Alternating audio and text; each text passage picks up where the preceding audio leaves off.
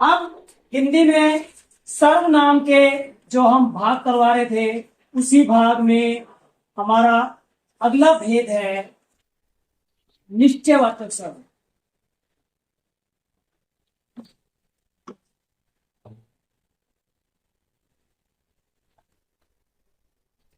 तो निश्चयवाचक सर्वनाम में इसकी परिभाषा जानने से पहले मैं इसके कुछ उदाहरण आपको बताता हूं, ताकि आपके समझ में आ जाए कि आखिर निश्चयवाचक सर्वनाम होता क्या है। अब उदाहरण रूप में देखिए, यह पुस्तक समीर की है।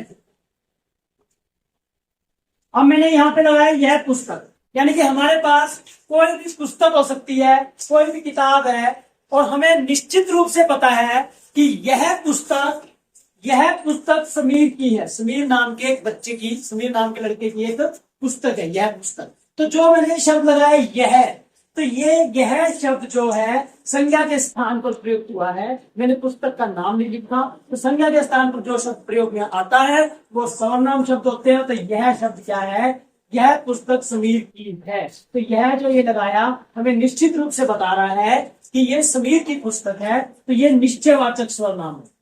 ये क्या हो गया? निश्चयवाचक सर्वनाम हो गया।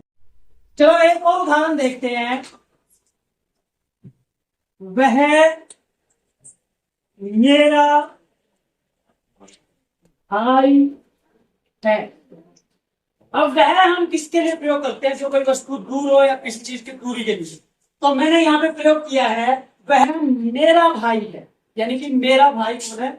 वह है। तो ये जो मैंने वह शब्द लगाया, ये भी निश्चित रूप से बता रहा है कि निश्चित ही वह जो है क्या है? मेरा भाई है। मैंने नाम नहीं लिया, इसीलिए अगर नाम लेता तो वो जाता संज्ञा शब्द लाता, सर्वनाम शब्द लगाया है। और ये जो वह है ये क्या है? निश्चयवाचक सर्वनाम है, कि वह निश्चय ही, यानी कि पता है मुझे, जिससे मुझे पता चल रहा है, जिससे आपको भी मैं बोध करा रहा हूं कि वह मेरा भाई है।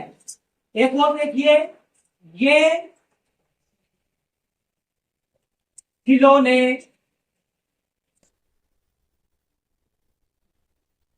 पंकज के हैं। अब मैंने एक और शब्द यहां पे अगले वाक्य में लगाया, ये खिलौने पंकज के हैं। अब ये खिलौने, जो भी खिलौने हमारे पास हो सकते हैं जो हैं, तो हम क्या बोल रहे हैं उसके लिए कि ये खिलौने पंकज के। निश्चित रूप से पता है कि ये खिलौने किसके हैं? पंकज के हैं। तो ये शब्द भी क्या है? निश्चयवाचक सर्वनाम के रूप में आ रहा है, यानी कि जिससे सर्वनाम शब्द से हमें पता चल रहा है, पूर्ण रूप से बोध हो रहा है कि ये किसी वस्तु उसके साथ जुड़ी है, यह उसके साथ जुड़ा हुआ कोई चीज है। यानी कि हमें बोध कराता है निश्चय ही यह उसकी पुस्तक है, निश्चय ही वह मेरा भाई है, निश्चय ही खिलौने उसके हैं। जिससे हमें पता चले किसी व्यक्ति, वस्तु, प्राणी का हमें निश्चित रूप से बोध हो जाता है। तब हम वहां ऐसे सर्वनाम शब्दों का प्रयोग करते हैं, और ऐसे सर्वनाम शब्द क्या होते हैं? निश्चयवाचक सर्वनाम में आते हैं। देखिए, अब निश्चयवाचक सर्वनाम की परिभाषा देखिए। जो उदाहरण हमने सीखे थे उसी उदाहरण को देखते हुए हम इसकी परिभाषा बनाते हैं सरल शब्दों में। क्या होगी? जिस या जिन सर्वनाम शब्दों के किसी पास या दूर, जिस सर्वनाम शब्दों से किसी पास या दूर स्थित वस्तु, व्यक्ति व प्राणी का बोध होता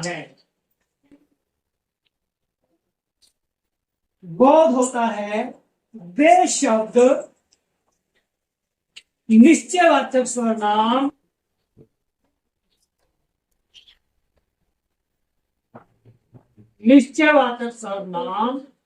कहलाते हैं।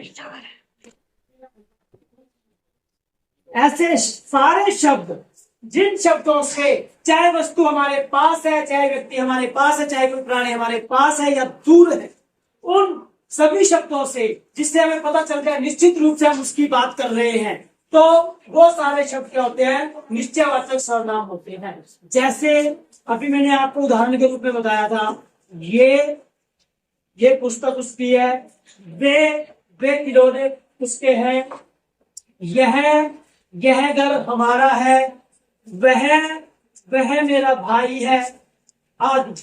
ऐसे जितने भी शब्द आ रहे हैं और जिससे हमें किसी निश्चित व्यक्ति, वस्तु या स्थान का बोध होता है, वो सारे शब्द क्या होते हैं, निश्चयवाचक सर्वनाम में आते हैं। निश्चयवाचक सर्वनाम की सिंपल और साधारण परिभाषा आपकी समझ में आ गई होगी। ये शब्द हैं जिन शब्दों से हम बता सकते हैं कि ये निश्चयवाचक सर्वनाम के शब्द, ये निश्चयवाचक सर्वनाम।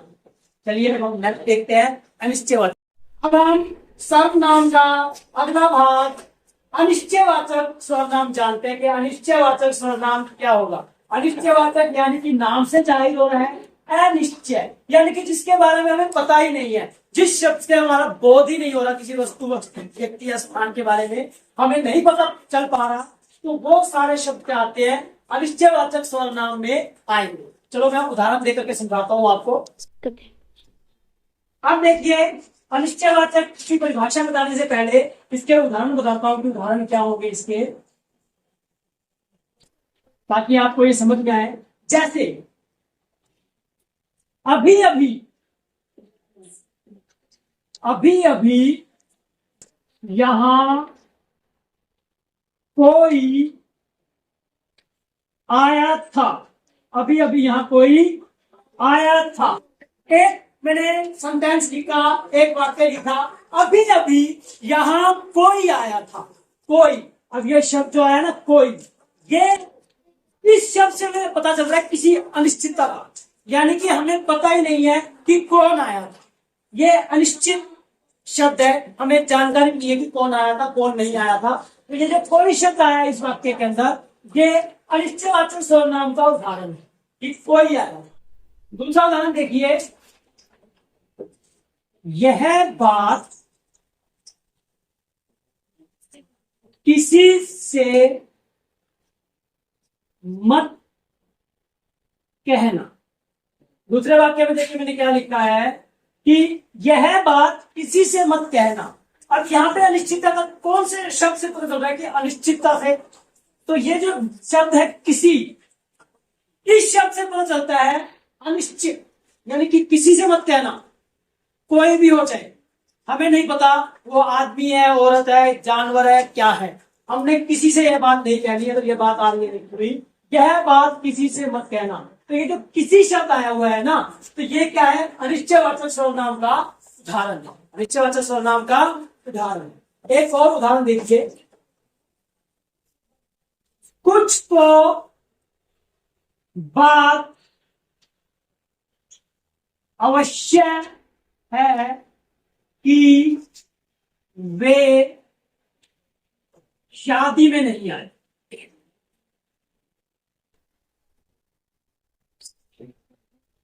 कुछ तो बात अवश्य है कि वे शादी में नहीं आए।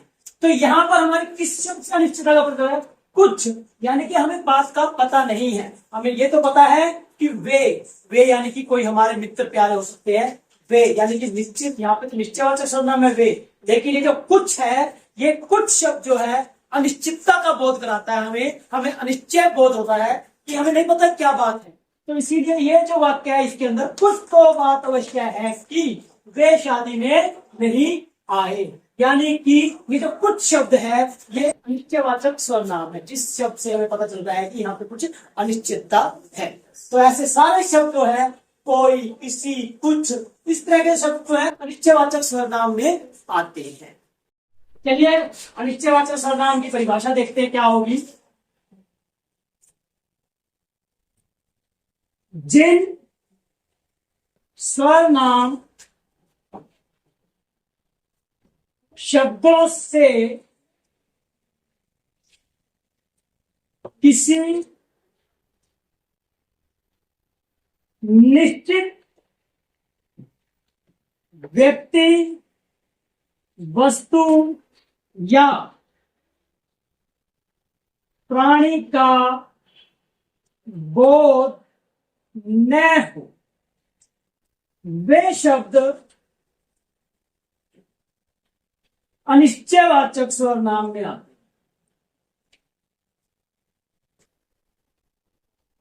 अनिश्चयवाचक सर्वनाम कहलाते हैं। देखिए, परिभाषा को समझ लीजिए। जिन सर्वनाम शब्दों से किसी निश्चित व्यक्ति, वस्तु या प्राणी का बोध हमें नहीं होता, यानी कि हमें निश्चित तौर से नहीं पता है, वह सारे शब्द अनिश्चयवाचक सर्वनाम में आते हैं, अनिश्चयवाचक सर्वनाम कहलाते हैं। जैसे वो अभी मैंने उदाहरण में आपको बताए थे, कोई, हमें नहीं पता कौन है, कि कोई, हमें नहीं पता कुछ तो बात हुई थी, ठीक है। ऐसे शब्द कोई, कुछ, किसी, जिससे हमारी निश्चितता बन नहीं पाती, वो सारे अनिश्चयवाचक सर्वनाम में आते हैं। उदाहरण के रूप में आपको बताए थे। तो ये सिंपल और साधारण परिभाषा, सरल शब्दों में जिन शब्दों से हमें किसी निश्चित व्यक्ति, वस्तु और प्राणी, स्थान का बोध नहीं होता, ठीक है, वो सारे शब्द किसमें आएंगे? अनिश्चयवाचक सर्वनाम। निश्चयवाचक जिससे हमें निश्चितता का पता चलता है, अनिश्चयवाचक जिससे हमें निश्चितता का पता नहीं चलता। उम्मीद करता हूं कि निश्चयवाचक और अनिश्चयवाचक दोनों परिभाषाएं उदाहरण से आपको समझ में आ गई होगी।